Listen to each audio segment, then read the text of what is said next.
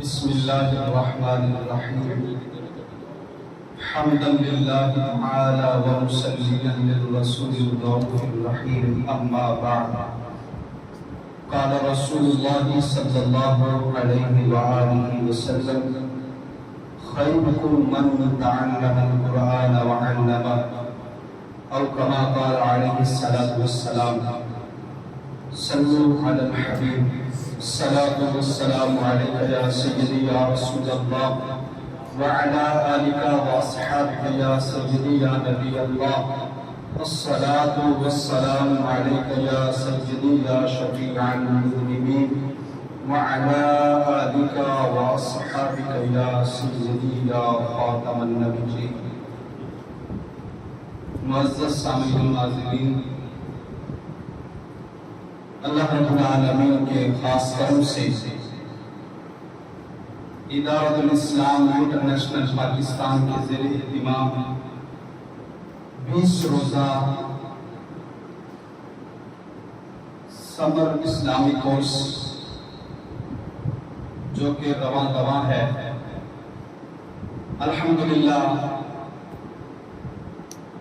جو کہ آج چوتھے روز انعقاد پذیر ہے، تو سب سے پہلے میں تمام سامعین اور آنے والے تمام مہمانوں کو ادارۃ الاسلام انٹرنیشنل پاکستان کی طرف سے خوش آمدید کہتا ہوں، اور ساتھ گزارش یہ ہے کہ جب ہی کوئی مدرس آتا ہے تو جو وہ بیان کرتے ہیں اس میں جو اہم پوائنٹ ہوتے ہیں وہ لکھ لیا کریں، تو اپنے پاس کاپی اور قلم ساتھ رکھیں تاکہ جو بھی پوائنٹ آئے اس کو لکھا جا سکے ساتھ ساتھ۔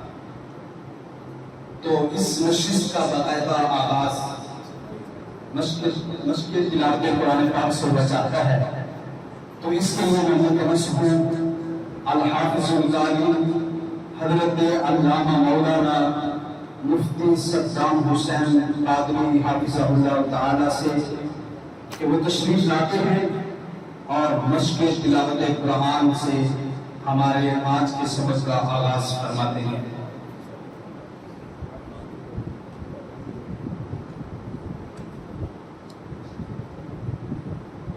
بسم اللہ الرحمن الرحیم۔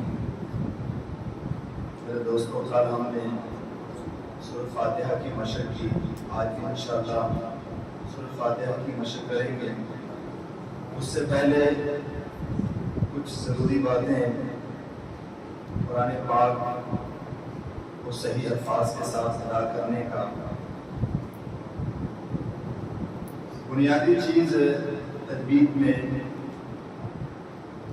لحن کو کہتے ہیں، غلطی کو لحن کہتے ہیں۔ اس کی 2 قسمیں ہیں، ایک لحن جلی، ایک لحن خفی۔ لحن جلی جو ہوتی ہے وہ بڑی غلطی ہوتی ہے، یعنی کلی غلطی ہوتی ہے، اور لحن خفی جو ہوتی ہے وہ چھپی یعنی چھوٹی غلطی ہوتی ہے۔ ان دونوں کی جو مثال ہے، لحن جلی یعنی ایک حرف کی جگہ دوسرا حرف پڑھ دینا، جو لحن خفی ہوتا ہے اس میں جو صفات، جو تلاوت میں خوبصورتی ہوتی ہے، جو فوائد ہوتے ہیں، اس کو صحیح طریقے سے ادا نہیں کیا جاتا، تو اس صورت میں وہ لحن خفی والی غلطی کہلاتی ہے۔ تو لحن جلی میں جو غلطی ہوتی ہے وہ اس طرح ہے، زبر زیر اور پیش کی جگہ پہ ساکن کر دینا، یا زبر تھا تو آپ نے زیر پڑھ دیا، ساکن کو متحرک کر دیا، جیسا کہ لفظ تبدیل کیا قرآن پاک میں ہے قل هو اللہ احد۔ آپ نے قل جو ہے اس میں جو قاف ہے وہ موٹا قاف ہے اور پڑھا جاتا ہے، مرتب حروف میں سے ہے۔ اگر اس قاف جو موٹا قاف ہے اس کی جگہ پہ آپ نے باریک قاف پڑھ دیا تو یہ لحن جلی غلطی شمار ہوتی ہے۔ اسی طرح سورۃ فاتحہ جس طرح ہم نے کل مشق کی، الحمد، اس میں ہا جو ہے یہ باریک پڑھا جاتا ہے، حروف ہلکی میں سے ہے۔ ہا جو ہے باریک، اس جگہ پہ آپ نے اگر موٹا ہا پڑھ دیا الحمد تو یہ بھی लहन जली की गलती कहलाती है। और इसी तरह रब्बिल आलमीन, यहाँ पर आइन का लफ्ज है, अगर आइन की जगह पर आपने हमजा पढ़ दिया, रब्बिल आलमीन पढ़ दिया, तो ये भी लहन जली की गलती कहलाती है। तो लहन जली जो करता है उसका हुक्म क्या है? उसका हुक्म ये है कि लहन जली जो गलती करता है इस तरह पढ़ना और सुनना हराम है। और अगर कोई इस तरह गलती करता है नमाज में तो अदा के माना बदल जाता है, जब माना बदल जाए तो नमाज नहीं होती। तो लहन जली से हमने अपने आप को बचाना है कि जब तिलावत करें तो खास तौर पे हम लहन जली से अपने आप को इज्तिनाब करना है। और जो दूसरी सूरत है लहन खफी की, इस तरह के अल्हम्दुलिल्लाह लफ्ज़ अल्लाह कलाम यहाँ पे फरीक पढ़ा जाता है। अगर आपने इसको फुल पढ़ दिया, लिल्लाह पढ़ दिया, तो ये लहन खफी में आती है, यानी छुपी गलती। तो लहन खफी का हुक्म क्या है? लहन खफी करने वाला वो ये अमल नापसंदीदा है, यानी इसको मकरूह कहा जाता है। सूरह फातिहा जिस तरह हम आज भी मशक करेंगे, उसमें एक चीज है उसको जानना जरूरी है। अल्हम्दु, यहाँ पे लाम जो है साकिन है, उसके बाद हा है। इसको सही अदा करने का तरीका क्या है? अब मिसाल के तौर पे ये इंसान की जुबान है, ये ऊपर वाले दो दांत हैं, जिसको सुनाया औलिया कहते हैं, यानी सामने वाले दांत ऊपर वाले दांतों की जो जड़ है जुबान की नोक जड़ पे लगेगी, तो आप जो अगला वाला जो हर्फ है हा, जुबान उस जड़ से जुदा होने से पहले हा को अदा करें। जैसे अल्हम्दु, अगर आपने जुबान को जुदा कर दिया उसके बाद हा अदा की तो लाम के ऊपर ऑटोमेटिक उसके ऊपर हरकत आ जाएगी, तो ये लफ्ज जो है वो गलत पढ़ा जाएगा। तो इसका आपने ख्याल रखना है। इसी तरह रब्बिल आलमीन, इसमें भी आपने ख्याल करना है। और इसी तरह आखिर में जो हम पढ़ते हैं गैरिल मग़दूबि अलैहिम वलद्दालिन, यहाँ पे मीम साकिन है, उसके बाद वाव है। अक्सर हम देखते हैं जो इमाम साहिबान होते हैं यहाँ पर अक्सर गलती करते हैं।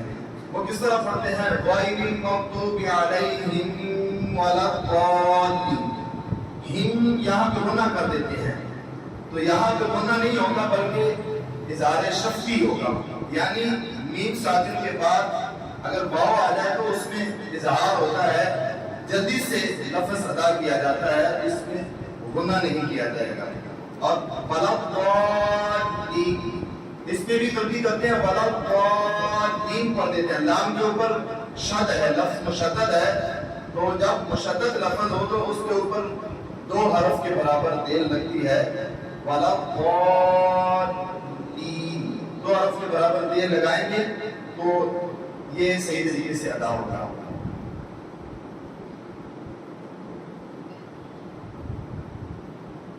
अऊज़ु बिल्लाहि मिनश शैतानिर रजीम।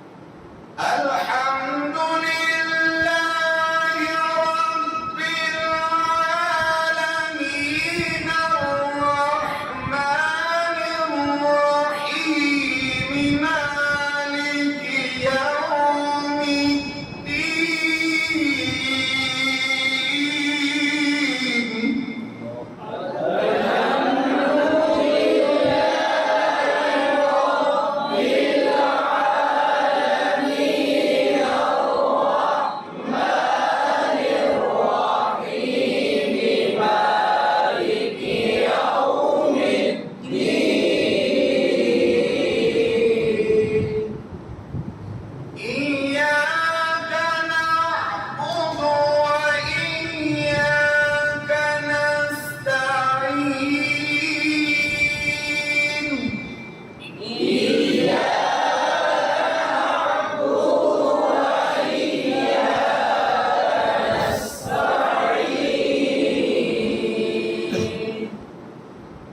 اهدنا الصراط المستقيم صراط الذين أنعمت عليهم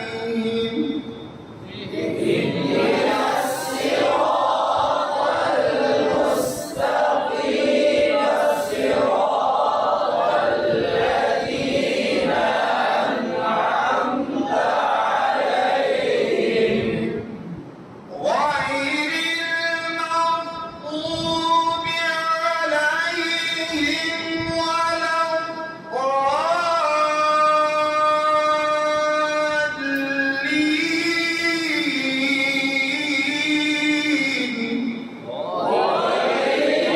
المغضوب عليهم ولا الضالين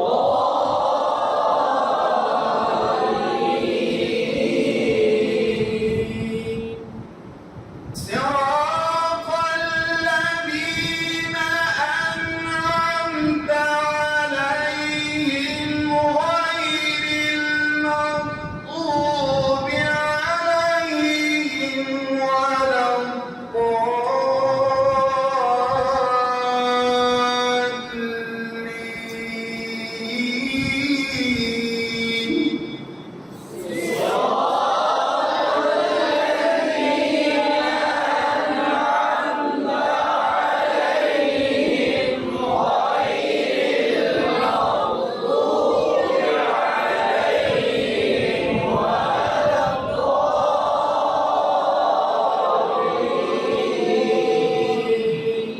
غير المغضوب عليهم ولا الضالين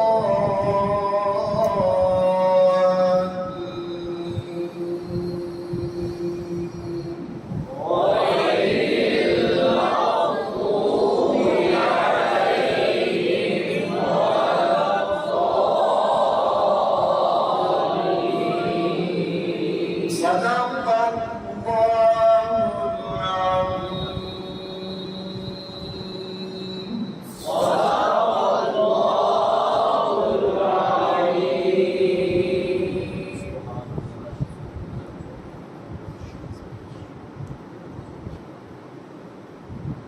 الحمدللہ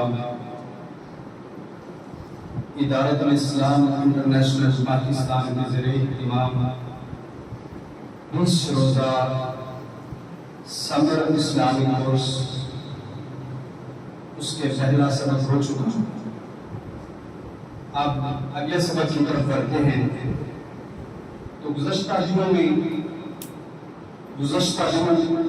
جو 3 روز کورس ہوا اس میں ہم وضو کے متعلق تمام چیزیں اور وضو کو صحیح کرنے کا طریقہ یہ ہم سماعت کر چکے ہیں. اب ہم اگلے موضوع کی طرف بڑھتے ہیں، وہ ہے نماز. تو نماز کے متعلق درس فرمانے کے لیے، لیکچر دینے کے لیے میں ملتمس ہوں ادارت اسلام انٹرنیشنل پاکستان کے فاضل حضرت علامہ مولانا مفتی محمد عابد قادری صاحب سے. وہ تشریف لاتے ہیں اور نماز سے متعلق لیکچر دیتے ہیں.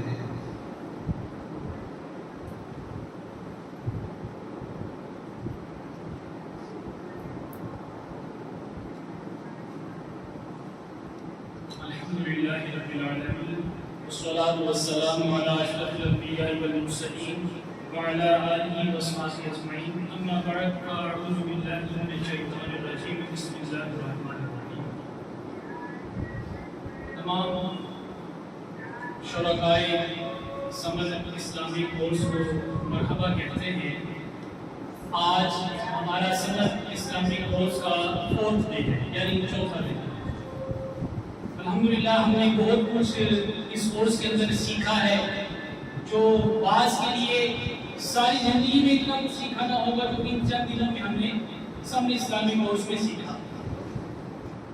تو آج ہمارا جو موضوع ہے جو ہم سیکھیں گے اس مختصر سے وقت میں وہ ہے نماز۔ نماز کے بارے میں جیسے کہ آپ جانتے ہیں کہ اللہ تبارک و تعالیٰ نے عاقل بالغ مسلمان پر فرض کی ہے، تو ہمیں نماز کے احکام جاننا بھی سیکھنا بھی فرض ہے۔ اور نبی اکرم صلی اللہ علیہ وسلم کی جو احادیث ہیں نماز کے فضائل کے حوالے سے، حدیث پاک کا مفہوم ہے کہ حضرت حریرہ رضی اللہ تعالیٰ عنہ فرماتے ہیں نبی اکرم صلی اللہ علیہ وسلم نے فرمایا، بتاؤ تمہارے گھر کے دروازے پر کسی کے دروازے پر نہر ہو اور روزانہ 5 مرتبہ اس میں غسل کرے تو کیا اس کے بدن پر کوئی میل باقی رہے گا؟ تو صحابہ کرام رضوان اجمعین نے عرض کی، یا رسول اللہ صلی اللہ علیہ وسلم تو اس صورت میں تو کوئی میل باقی نہیں رہے گا۔ تو آپ نے فرمایا یہی کیفیت 5 نمازوں کی، اللہ تبارک و تعالیٰ اس کے سب گناہوں کو مٹا دیتا ہے۔ جو 5 نمازی ادا کرتا ہے اللہ تبارک و تعالیٰ اس کے گناہوں کو مٹا دیتا ہے۔ ایک اور حدیث پاک جس کے راوی حضرت ابوذر رضی اللہ تعالیٰ عنہ ہے، وہ کہتے ہیں کہ نبی اکرم صلی اللہ علیہ وسلم سردی کا موسم، پتجھڑ کا موسم جسے پتے جھڑتے ہیں، تو آپ باہر تشریف لائے اور 2 ٹہنیوں کو پکڑ کر ہلایا، اس سے پتے جھڑنے لگے اور مجھ سے فرمایا، اے ابوذر میں نے اس کی تو نہیں کہا رسول اللہ صلی اللہ علیہ وسلم میں حاضر ہوں۔ آپ نے فرمایا کہ جو بندہ مسلمان خالص اللہ کے لیے نماز ادا کرتا ہے تو اس کے گناہ ایسے جلتے ہیں جیسے یہ پکے درخت کے جھڑے۔ تو ہمیں کیا کرنا چاہیے کہ 5 وقت کی نماز ہمیں اس کے وقت پر باجماعت ادا کرنی چاہیے۔ اور یاد رکھیے گا ہم نے نماز سیکھی بھی، آج انشاءاللہ عز و جل ہم نماز کو سیکھیں گے۔ تو آپ دیکھتے ہیں کہ زندگی کے اندر آپ نے کوئی جب پیپر دینا ہے، کوئی ایگزام دینا ہے تو اس کی کچھ شرائط ہوتی ہیں، کوئی کنڈیشنز ہوتی ہیں۔ تو اس طرح نماز کی بھی کچھ شرائط ہیں کہ نماز کی بھی کوئی کنڈیشنز ہیں۔ تو نماز کی 6 شرائط ہیں، یعنی 6 شرائط ہیں جو نماز ادا کرنے سے پہلے ہیں۔ تو وہ 6 شرائط ہوگی تو وہ آدمی وہ مسلمان ایلیجیبل یعنی اس قابل ہو کر کے نماز ادا کر سکے، یعنی 6 پریکنڈیشنز آف صلاۃ، یعنی 6 شرائط۔ ان میں سے جو سب سے پہلی شرط ہے وہ ہے طہارت، یعنی طہارت جس سے نماز ادا کرنی ہے اس کی باڈی، اس کی پلیس یعنی جہاں نماز ادا کر رہا ہے، اس کا ڈریس یعنی اس کا لباس، 3 چیز کی، اس کا جسم، اس کے کپڑے، اور جس جگہ وہ نماز ادا کر رہا ہے وہ جگہ تمام قسم کی نجاستوں سے، تمام قسم کی چیزوں سے وہ پاک ہونی چاہیے، اس کا جسم بھی، اس کے کپڑے بھی، اور جہاں وہ نماز ادا کر رہے ہیں وہ پاک اور صاف ہونی چاہیے جہاں اس نے نماز ادا کرنا ہے۔ یہ پہلی شرط ہے نماز کی۔ اس کے بعد دوسری شرط یہ ہے کہ ستر عورت، یعنی اس کا جو بدن ہے ناف کے نیچے سے لے کر گھٹنوں سمیت سارا یہ بدن ہے وہ چھپا ہونا چاہیے، ناف کے نیچے سے لے کر گھٹنوں سمیت سارا جو حصہ بدن ہے وہ اس کا چھپا ہونا چاہیے۔ اور یاد رکھیے گا کہ یہ جتنا بھی حصہ میں نے آپ کو بھی بتایا، اس کو نماز کے علاوہ بھی لوگوں کے سامنے جو ہے اس کو ظاہر کرنا بلا عذر شرعی حرام ہے۔ ہمارے معاشرے کے اندر لوگ جب نہانے کے لیے جاتے ہیں تو شارٹ نکرز پہنتے ہیں، جس سے رانے اور اس طرح جو ہمارا ستر ہے یہ ظاہر ہو نظر آتا ہے۔ تو یہ کیا ہے؟ یہ حرام ہے، ہمیں شریعت نے منع کیا ہے اسے۔ لہذا مسلمانوں کو چاہیے ایسے لباس نہیں پہننے چاہیے، اور ایسا لباس میں پہننا جس سے اس کا جو ستر ہے، میں نے اس کی مقدار کو بیان کیا کہ ناف کے نیچے سے لے کر گھٹنوں سمیت، اگر یہ ظاہر ہوگا تو اگر یہ ظاہر ہوگا یا اس کی جو ہے وہ رنگت ظاہر ہو جائے گی نیچے جو اسکن ہے جنہیں نظر آئے گی تو اس سے بھی نماز اگر توڑا ہے تو نماز اس کی ٹوٹ جائے گی. اس کے اوپر بھی ہمیں سوچنا چاہیے اور اس کا خیال رکھنا چاہیے. پہلی شرط اور دوسری شرط ہوگی. تیسری شرط یہ ہے کہ استقبال قبلہ، یعنی جس نے نماز پڑھنی ہے اس کا چہرہ قبلے کی طرف ہونا چاہیے، کعبہ اللہ کی طرف ہونا چاہیے، اسے پھرا ہوا ہونا نہیں چاہیے. استقبال قبلہ کا مطلب یہ ہے کہ اس کا چہرہ قبلے کی سمت میں ہونا چاہیے. ہمارے یہاں پر پاکستان کے اندر جو قبلے کی سمت ہے وہ ہے مغرب کی طرف. آپ جیسے کہ جانتے ہیں کہ جو ڈائریکشنز ہیں وہ 4 ہیں: ایسٹ، ویسٹ، نارتھ اور ساؤتھ. یعنی یہ مشرق ہے، مغرب ہے، شمال ہے، جنوب ہے. تو ہمارے یہاں جو قبلے کی ڈائریکشن بنتی ہے وہ مغرب کی طرف بنتی ہے. اور آج جو قبلے کی جو سمت معلوم کرنے کا بڑا آسان طریقہ ہے. آپ کے پاس موبائل ہے، موبائل کے اندر اپلیکیشنز ہے، کمپاس ہے. اس طرح پریئر ٹائمنگ یعنی نمازوں کے اوقات میں ہی وہ قبلے کا تعین کی ایک آپشن ہوتی ہے. اس میں اپنی لوکیشن آن کر لیں. اگر آپ کے پاس نیٹ ہے، لوکیشن آن کر کے آپ رکھیں گے اور آپ کو قبلے کی ڈائریکشن بتا دے گا. اگر آپ کسی ایسی جگہ پر ہیں کہ جہاں پر آپ کو بتانے والا نہیں کہ قبلے کی ڈائریکشن کیا ہے، قبلہ کس سمت میں ہے، تو وہاں پر فقہائے اسلام نے ہمیں کیا ضابطہ بتایا کہ وہاں پر یہ کرنا ہے کہ آپ نے سوچنا ہے. کوئی ذریعہ نہیں جس سے پتہ چل سکے قبلہ کس سمت میں ہے. تو وہاں سوچنا، جس کو ہم اپنی اصطلاح کے اندر اپنی ٹیکنالوجی میں ہم کہتے ہیں تحری، یعنی سوچنا، سوچ وچار جسے کہتے ہیں. تو آپ ایسی جگہ پر ہیں تو آپ سوچیں کہ قبلہ کس سمت میں ہے. تو آپ کا دل جس سمت میں جمے وہی آپ کے لیے قبلہ ہے. آپ نے وہ نماز ادا کر لی تو آپ کو بعد میں جب سے پتہ چلا کہ یہ سمت وہ درست نہ تھی تو آپ کی نماز ہو گئی، اس کو دوبارہ ادا کرنے کی حاجت نہیں. لیکن کوئی دوسرا شخص آپ کو دیکھ کر اس وقت میں ادا کرے گا تو اس کی نماز نہ ہوگی، اس سے بھی سوچ وچار کرنا لازم ہے. تو یہ ہمارا استقبال قبلہ بھی ہو گیا. اس کے بعد آئے گا وقت، یعنی جو نماز آپ نے ادا کرنی ہے. جیسے ظہر کا وقت ہوگا تو ظہر کی نماز ادا ہوگی. وہ ظہر کا وقت شروع ہونے سے پہلے ظہر کی نماز ادا نہیں ہو سکتی. تو جب آپ نے نماز ادا کرنی ہے اس کی یہ شرط بھی ہے کہ وہ وقت ہونا چاہیے. ظہر کا وقت ہو تو ظہر کی نماز، عصر کا وقت ہو تو عصر کی نماز، اسی طرح مغرب عشاء اس کے وقت بھی ہونی چاہیے. اور ایک اور بات یہاں پر آپ ذہن نشین کر لیں، کچھ اوقات ایسے ہیں کہ جن میں نماز ادا کرنے سے منع کیا گیا ہے. اس میں کسی بھی قسم کی جو نماز ہے وہ جائز نہیں ہے، وہ فرض ہے، سنت ہے، نفل ہے. نماز ادا کرنے سے منع کیا گیا ہے. انہیں کہتے ہیں اوقات مکروہ، یعنی 3 ایسے اوقات جن میں نماز پڑھنا جو ہے وہ مکروہ ہے. جن میں سے ایک یہ ہے کہ جب سورج طلوع ہوتا ہے، طلوع ہونے کا جو وقت ہے سورج کے، اس کے 20 منٹ بعد کا یہ وقت ہے، اس میں کسی بھی قسم کی نماز ادا کرنے سے منع ہے، مکروہ ہے. دوسرا جو وقت ہے وہ ہے زوال کا، جسے آج ہمارے معاشرے میں کہا جاتا ہے، یعنی ضحوائے کبریٰ بھی کہا جاتا ہے، نصف النہار شرقی بھی کہا جاتا ہے. نصف آدھے کو کہتے ہیں، نہار دن کو کہتے ہیں، یعنی دن کا آدھا حصہ. اسے ضحوائے کبریٰ بھی کہا جاتا ہے. اور یہ زوال کا وقت، یعنی جب سورج جو ہوتا ہے عین سر کے اوپر آتا ہے اور ڈھلنے لگتا ہے، یہ اس وقت میں جو ہے نماز ادا کرنے سے منع کیا گیا ہے.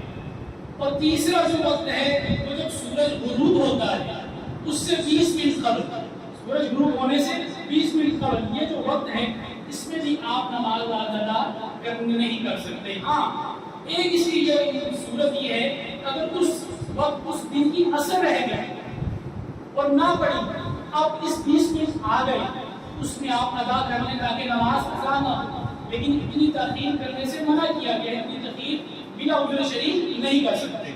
تو یہ 3 اوقات ہیں، یہ بھی آپ نوٹ کر لیں کہ ان میں نماز پڑھنے سے منع کیا گیا ہے. تو وقت بھی ہو گیا. وقت کے بعد آتی ہے نیت. نیت کہتے ہیں، جیسے پہلے بھی بیان ہو چکا ہے، دل کے پکے ارادے.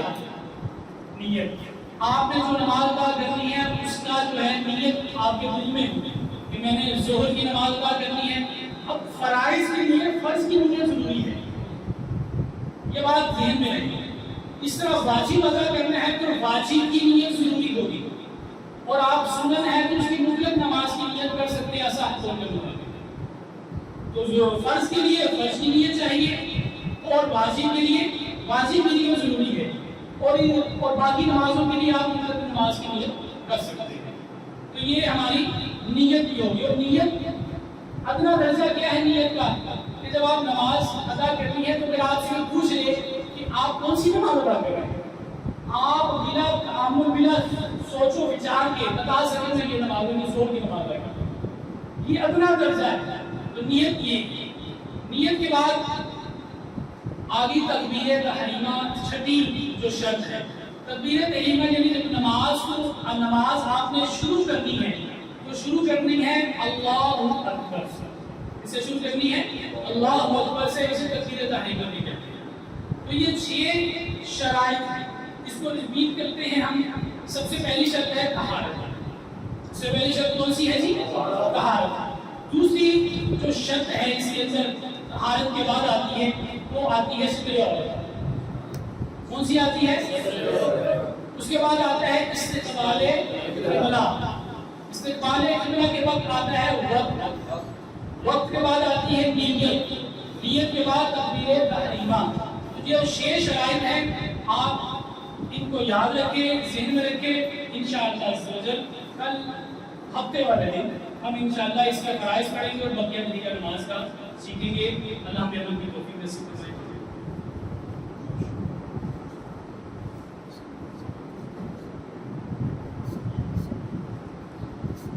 الحمدللہ.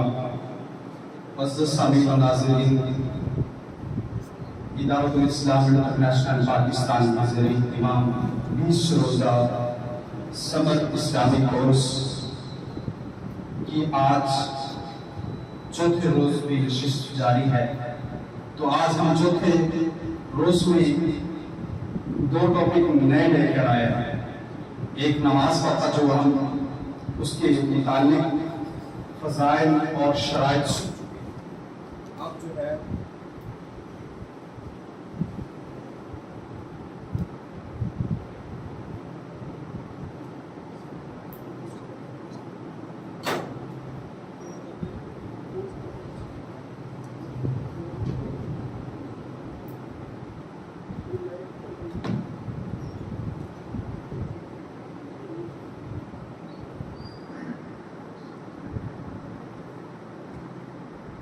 ہم نماز کے متعلق فضائل اور نماز کو شروع کرنے سے پہلے جو شرائط ہیں وہ سماعت کر چکے.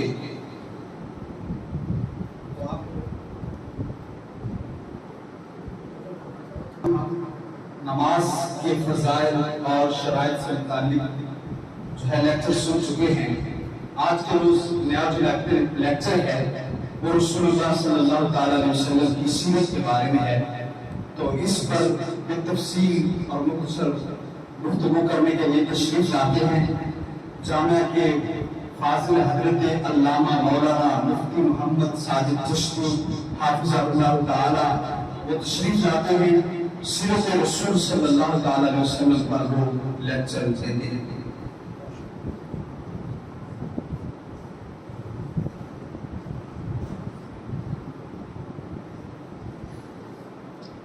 الحمدللہ رب العالمین والعاقبۃ للمتقین والصلاۃ والسلام علی سید الانبیاء والمرسلین وعلی آلہ وصحبہ اجمعین. اما بعد فاعوذ باللہ من الشیطان الرجیم. بسم اللہ الرحمن الرحیم. لقد کان لکم فی رسول اللہ اسوۃ حسنہ. آمنت باللہ صدق اللہ العلی العظیم. صلوا علی الحبیب. الصلاۃ والسلام علیک یا سیدی یا رسول اللہ وعلی آلہ واصحابہ یا سیدی یا حبیب اللہ. آج جس ٹاپک پر ہم بات کریں گے وہ ہے سیرت رسول صلی اللہ علیہ وآلہ وسلم.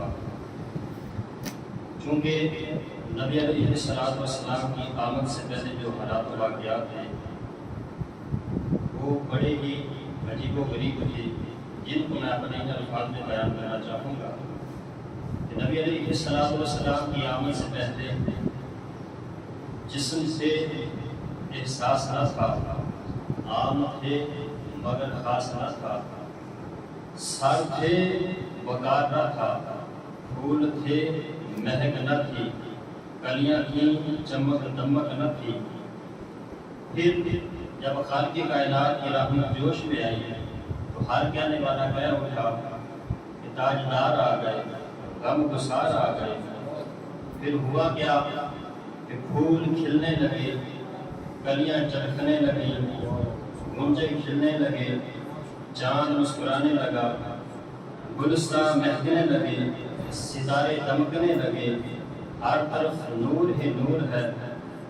پھر رات ڈھلنے لگی، بات بننے لگی، احساس جاگنے لگا، شیطان بھاگنے لگا، دل کھلنے لگے، آنسو تھمنے لگے، ہونٹ مسکرانے لگے، ابر رحمت برسنے لگی۔ بس پھر کیا تھا، ہر لب پر ایک سوال سا تھا، یہ کہاں سے سرور آئے؟ سبھی کی زبان پر یہی الفاظ تھے، حضور آئے، حضور آئے۔ تو سب سے پہلے ہم جانیں گے کہ سیرت کسے کہتے ہیں، سیرت کا لغوی اصطلاحی معنی کیا ہوتا ہے۔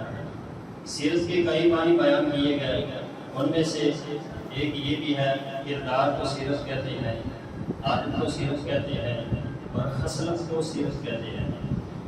اصطلاحی معنی یہ بھی بے شمار کیے گئے، ان میں سے ایک یہ بھی ہے کہ نبی علیہ السلام کی جملہ افعال کردار کو سیرت کہا جاتا ہے۔ اور شیخ عبدالحق محدث دہلوی رحمۃ اللہ علیہ آپ نے سیرت کی تعریف ان الفاظ میں بیان کی کہ ہر وہ چیز جس کا تعلق وجود مصطفیٰ سے ہے اسے سیرت کہا جاتا ہے۔ اور سیرت اس کی غرض کیا ہے؟ اگر ہم اس کو بنائیں گے تو اس کے فوائد ہمیں کیا ملیں گے؟ دنیا میں بھی کامیابی، آخرت میں بھی کامیابی۔ اور پھر حضور علیہ السلام کی جو سیرت ہے اس کا مطالعہ ہر انسان کو، بالخصوص ہر مسلمان کو کرنا ضروری ہے۔ کیوں؟ اس لیے کہ اللہ تعالیٰ نے سیرت مصطفیٰ میں انسان کی زندگی کا طریقہ کار بتا دیا کہ انسان نے اپنی زندگی کو کیسے بسر کرنا ہے اور اپنے افعال کردار کو کیسے آگے منتقل کرنا ہے، لوگوں کے سامنے کیسے پیش کرنا ہے۔ سیرت رسول صلی اللہ علیہ وآلہ وسلم آپ کو بیان کرتے ہوئے اللہ فرماتا ہے لَقَدْ كَانَ لَكُمْ فِي رَسُولِ اللَّهِ أُسْوَةٌ حَسَنَةٌ۔ اے لوگوں کو پتہ تھا کہ تمہارے پاس نبی علیہ السلام کی جو سیرت ہے یہ بہترین طریقہ کار حیات ہے۔ اور نیز اللہ تعالیٰ نے حضور کی اطاعت کو اپنی ہی اطاعت فرما دیا، فرمایا اطیعوا اللہ و اطیعوا الرسول، کہ میرے نبی کی اطاعت میری ہی اطاعت ہے۔ اور تیسرے مقام پر فرمایا وَمَا أَرْسَلْنَا مِن رَّسُولٍ إِلَّا لِيُطَاعَ بِإِذْنِ اللَّهِ، کہ اللہ کا جو بھی نبی آیا، جو بھی رسول آیا، اس کی اطاعت کی بھی اللہ کے حکم سے۔ لیکن یہ تو اطاعت کا حکم تھا، پھر جو لوگ رسول اللہ صلی اللہ علیہ وآلہ وسلم کی اطاعت سے منہ موڑے، ایسے لوگوں کو اللہ تعالیٰ وعید کرتے ہوئے ارشاد فرماتا ہے وَمَا آتَاكُمُ الرَّسُولُ فَخُذُوهُ، جو چیز میرا نبی تمہیں دے دے وہ لے لو، وَمَا نَهَاكُمْ عَنْهُ، جس چیز سے میرا نبی منع کرے فَانْتَهُوا، رک جاؤ۔ اور پھر اللہ تعالیٰ نے آگے یہ بھی ارشاد فرمایا کہ یہ میرے نبی کی جو اطاعت ہے یہ میری ہی اطاعت ہے، مَن يُطِعِ الرَّسُولَ فَقَدْ أَطَاعَ اللَّهَ، کہ رسول کی اطاعت گویا اللہ ہی کی اطاعت ہے۔ اب یہاں پر جو قابل توجہ بات کو میں آپ کو یہ بتانا چاہوں گا کہ حضور کی محبت یہ جان ایمان ہے، اور محبت انسان کو محبوب کی پیروی کرنے پر مجبور کر دیتی ہے، اور انسان محبوب کی پیروی تب کرتا ہے جب اس کی سیرت کے بارے میں پتہ ہو۔ انشاءاللہ آگے ہم سیرت پر بات کریں گے۔ اب سیرت رسول صلی اللہ علیہ وآلہ وسلم پر بے شمار کتب لکھی گئی، منظر عام پر آئیں۔ 1963 کے اندر جب اسلامیہ کالج لاہور کے اندر سیرت مصطفیٰ صلی اللہ علیہ وآلہ وسلم کا کانفرنس منعقد ہوئی، اس کے اندر سیرت پر جو کتب لکھی گئی ان کا تعارف کرایا گیا۔ اس وقت 800 سے زیادہ کتب، اور 1974 کے اندر پھر دوبارہ جب یہ کانفرنس ہوئی اس کے اندر 3000 سے زیادہ کتب کا تعارف کرایا گیا۔ پھر آخری بات دن و دعا کے سبب پر جب سیرت رسول صلی اللہ علیہ وآلہ وسلم کا کنفرنس ہوئی اس وقت 4000 سے زائد کتب کا تعارف کرایا گیا. دیکھیے چراغ ایک ہے پروانے کی طرح ہے. اس نبی علیہ السلام کی ولادت سے لے کر وصال تک جس بھی پہلو کو چھیڑیں گے دنیا ختم ہو جائے گی, زندگیاں ختم ہو جائیں گی, لیکن اس محبوب کے نہ کوئی عادات ختم ہو سکتے ہیں, نہ اوصاف ختم ہو سکتے ہیں, اور نہ ہی افعالوں کے ڈار ختم ہو سکتے ہیں. اللہ تعالیٰ ہمیں صحیح باتوں میں سمجھتی ہے.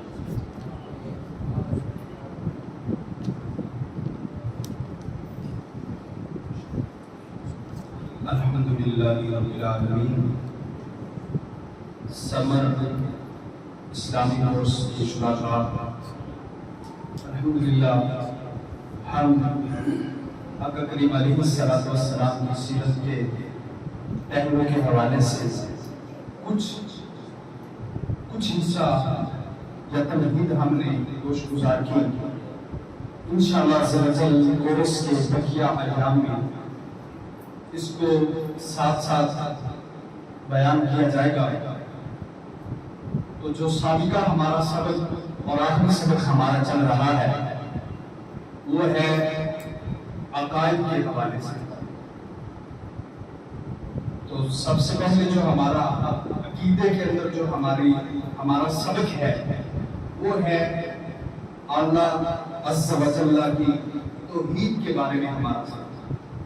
اس پر ہم گزشتہ 3 روز ہم سن چکے ہیں کہ اللہ رب العالمین کے یکتا ہونے اور اس کی ذات و صفات کے حوالے سے تفصیل کی, اور ابھی اسی سبق کو برقرار رکھتے ہوئے اور میں ادارۃ الاسلام انٹرنیشنل پاکستان کے ناظم اعلیٰ اور استاذ العلماء حضرت مفتی ضمیر احمد مرتضی صاحب دعوت ارکاتم العالیہ آپ کی بارگاہ میں عرض گزار ہوں کہ آپ تشریف لاتے ہیں. جو ہمارا گزشتہ سبق ہے اسی کو بالتفصیل اور اسی نہج پر اسی طریقے پر آغاز فرماتے ہیں. آپ تشریف لاتے ہیں اور سبق کا آغاز فرماتے ہیں. بسم اللہ الرحمن الرحیم. ان اللہ لا یغفر ان یشرک به ویغفر ما دون ذلک لمن یشاء. صدق اللہ العظیم. بسم اللہ الرحمن الرحیم. عزیز طلباء کرام, سمر اسلامی کورس ادارۃ الاسلام انٹرنیشنل پاکستان کے اندر انعقاد پذیر ہے. اس میں شامل ہونے والے تمام کو السلام علیکم ورحمۃ اللہ وبرکاتہ. عزیزان گرامی, توحید کا معنی مفہوم اور اللہ تعالیٰ کی ذات, صفات, افعال, احکام اور اسماء کے متعلق ہمارا عقیدہ سامنے آ گیا ہے کہ وہ ذات ہر حوالے سے یکتا ہے, اس کی تمام صفات قدیم ہے. اللہ کا جو بھی مقرر بندہ ہو, نبی پیغمبر سب مخلوق ہیں, خالق اللہ کی ذات ہے. اللہ تعالیٰ کی صفت ایسی ہو کہ جس میں کسی قسم کا عیب نہ ہو, اور ایسی صفت ہو جو کمال سے بھرپور ہو. جس میں کمال نہ ہو وہ بھی اللہ کی صفت نہیں بن سکتے, وہ اللہ کی شان کے لائق نہیں. اور جو اللہ کی شان کے لائق نہیں وہ اللہ کے لیے محال ہوتا ہے. لہذا انسانی صفت, انسانی صفات یہ اللہ رب العزت کو اس پر قیاس کرنا کہ بندے کے لیے وہ صفت ہے, اللہ کے لیے نہیں. یہ خالق کو مخلوق یا مخلوق کو خالق پر قیاس کرنے کے مترادف ہے. بالکل غلط ہے کہ بندے کی کوئی صفت پکڑ کر کہنا کہ بندہ اس پر قدرت رکھتا ہے, اللہ کے لیے اس پر قدرت ہونی چاہیے. اللہ کی قدرت اسی پر ہوتی ہے جو اللہ کی شان کے لائق ہے. جو اللہ کی شان کے لائق نہیں وہ اللہ کے لیے محال ہے. اسی میں بات آ گئی تھی کہ امکان کس میں باری تعالیٰ اللہ رب العزت کے لیے کہنا کہ اللہ جھوٹ بول سکتا ہے. ہم اہل سنت و جماعت اس عقیدے کی بھرپور مذمت کرتے ہیں, اس کو باطل ٹھہراتے ہیں, اور ایسا عقیدہ رکھنے والے یا ایسے کو درست کہنے والوں کو مسلمان نہیں سمجھتے. ہمارا عقیدہ یہ ہے کہ اللہ رب العزت جس کی بات سب باتوں سے سچی ہے, وَمَنْ أَصْدَقُ مِنَ اللَّهِ حَدِيثًا, اس سے جھوٹ کا نہ تو صدور ہوتا ہے نہ امکان ہے. یہ نہیں ہو سکتا کہ بھی ممکن ہو, اس پر قدرت نہیں ہے, جھوٹ پر اللہ کی قدرت نہیں ہے. یعنی یہ مطلب نہیں ہے کہ اللہ ایک ہے جھوٹ کو پیدا کرنا, جہالت کو پیدا کرنا. اللہ وہ تو فرماتا ہے جھوٹ کو بھی پیدا اللہ نے کیا, سچ کو بھی اللہ نے پیدا کیا. وَاللَّهُ خَلَقَكُم وَمَا تَعْمَلُونَ, جو تم عمل کرتے ہو اور تمہیں اللہ نے پیدا کیا ہے. تو سب چیز کا خالق اللہ ہے, تو خالق ہونے کے اعتبار سے اللہ قادر ہے. جھوٹ کو پیدا کیا, خالق ہونے کے اعتبار سے قادر ہے. لیکن کہیں کہ یہ اللہ کا وصف بنے تو اللہ کے وصف کے بارے میں یہ بات سمجھے کہ اللہ کے جو اوصاف ہیں, اللہ کی جو بھی صفت ہے, علم ہے, حیات ہے, قدرت ہے, سمع ہے, بصر ہے, ارادہ ہے, کلام ہے, وہ علیم ہے, وہ خبیر ہے, وہ سمیع ہے, وہ بصیر ہے, وہ ارادہ فرمانے والا, مرید ہے, وہ شاعر ہے, وہ چاہنے والا ہے, وہ متکلم ہے. جتنی بھی اللہ کی صفات ہیں یہ عقیدہ اچھی طرح سمجھیں. ہماری یہ جو صفتیں ہیں سمیع بصیر, ہم اپنے ارادے سے سننے, ارادے سے دیکھیں, اور پھر ہم یہ کہہ سکتے ہیں کہ ہم اپنے اختیار سے یہ کر رہے ہیں. اللہ کی جو صفات ہیں ان کے بارے میں یہ بات نہیں کہیں گے. اللہ کی صفتیں تحت القدرت نہیں ہیں. اللہ تعالیٰ کی صفات جو ہے ان کا جو صدور ہوتا ہے ایجاباً ہوتا ہے, اختیار نہیں ہوتا. یہ نہیں کہہ سکتے کہ اللہ رب العزت کی جو صفتیں ہیں وہ اللہ کی قدرت کے تحت ہے. قدرت بھی ایک صفت ہے اور ایک صفت دوسری صفت کے ماتحت نہیں ہوتی.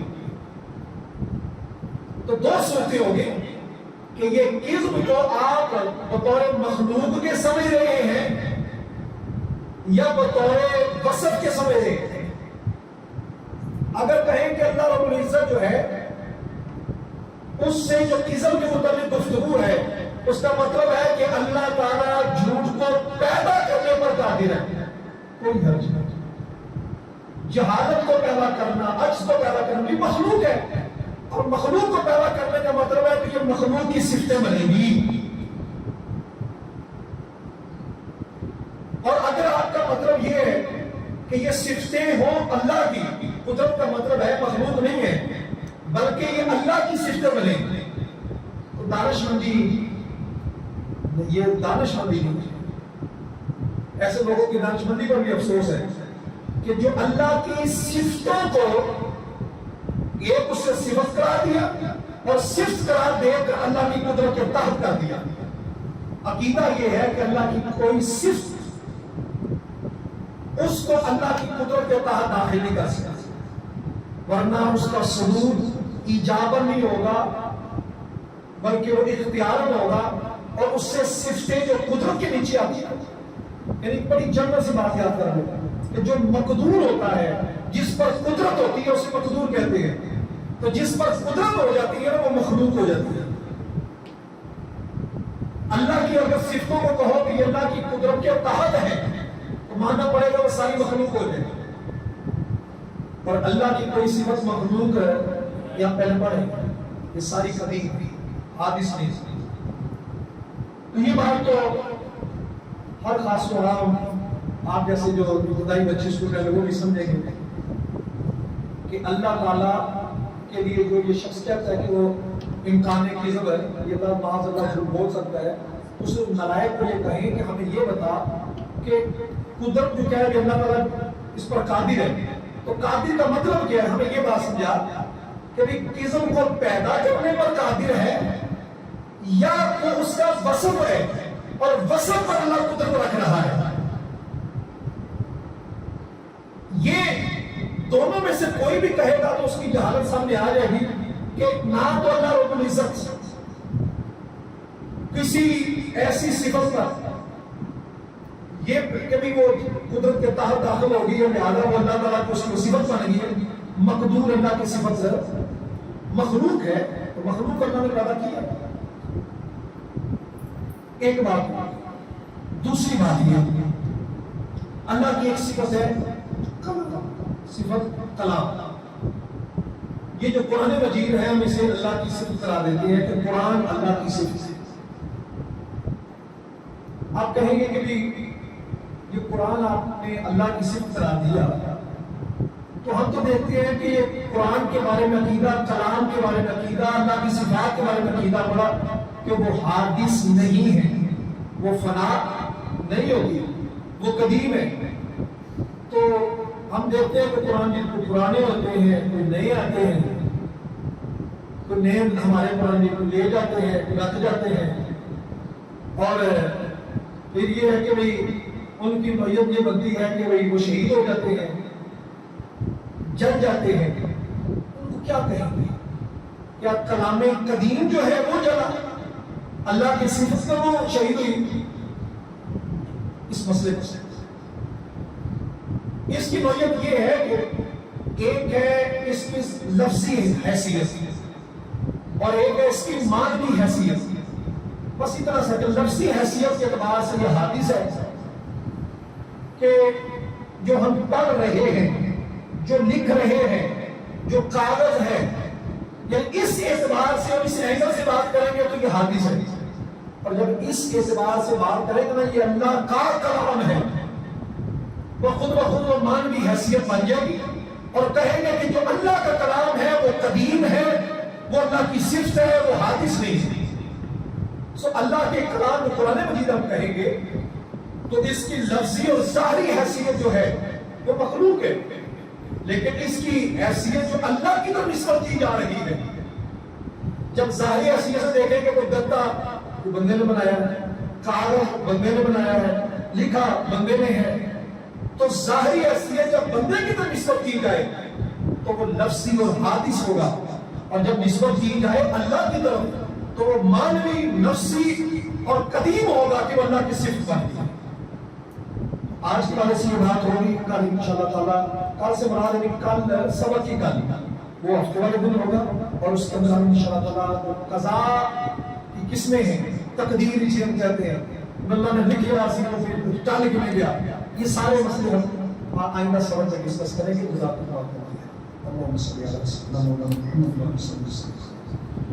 اللهم انا نسألك علما نافعا وعلما كاملا وعملا متقبلا ورزقا حلالا طيبا واسعا وشفاء لكل داء. میرے مولا کی بات میں کچھ عرض کرتے ہیں کہ جتنے بھی احباب ادارت اسلام انٹرنیشنل اسلام میں تشریف لائے سبھی دینی دنیاوی روحانی مسائل سے حل فرما. میرے مولا کی بات میں عرض کرتے ہیں ان کی ہر قسم کی پریشانیوں کو دور فرما. میرے مولا ہمیں دین متین کا خادم بنا دے اور مولا جو دین متین کے علماء، مدارس، علماء، صلحاء ان سے محبت کرتے ہیں یا الہی تو ان کے گھروں کو آباد فرما. رب اغفر وارحم وانت خیر الراحمین. صلی اللہ علیہ وسلم.